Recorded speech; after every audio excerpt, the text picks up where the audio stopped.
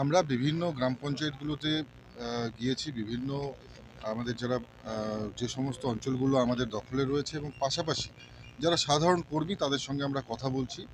একটা সন্ত্রাসের বাতাবরণ তৈরি করবার চেষ্টা তৃণমূল কংগ্রেস করেছিল। কিন্তু আমাদের কর্মীরা রুখে দাঁড়িয়েছে এবং আজকে আমাদের সাথে কথা বলবার পরে তারা আরও বেশি উজ্জীবিত হয়েছে।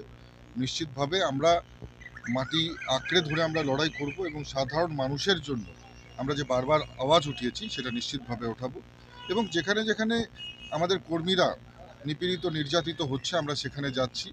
নিশ্চিতভাবে আমাদের একটা ইমার্জেন্সি ফোন নাম্বারও দেওয়া রয়েছে, কিউআরটি টিম রয়েছে। কোথাও কোনো ধরনের অশান্তির ঘটনা ঘটলে সঙ্গে সঙ্গে সেখানে আমাদের প্রতিনিধিরা ছুটে যাচ্ছে এবং আমাদের কর্মীদের পাশে দাঁড়াচ্ছে এবং আমরা যারা জনপ্রতিনিধি এখানে যারা রয়েছেন বিধায়ক থেকে শুরু করে আমরা প্রত্যেকেই আমাদের কর্মীদের কাছে পৌঁছচ্ছি এবং নিশ্চিতভাবে তাদের পাশে দাঁড়িয়ে সমস্যা সমাধানের চেষ্টা করছি। বিভিন্ন বিজেপি পরিচালিত গ্রাম পঞ্চায়েতে তালা ঝুলিয়ে দেওয়া হচ্ছে, কোথাও পঞ্চায়েত সদস্যদের দলে ঢোকানো হচ্ছে তৃণমূল। এই ধরনের কোনো ঘটনা ঘটলে আমরা বলেছি আমাদের কর্মীদের আমাদের খবর দিতে। আমরা নিজেরা সেখানে গিয়ে প্রশাসনকে সঙ্গে নিয়ে সেই তালা খুলে তাদেরকে বসবার ব্যবস্থা করে দেবো।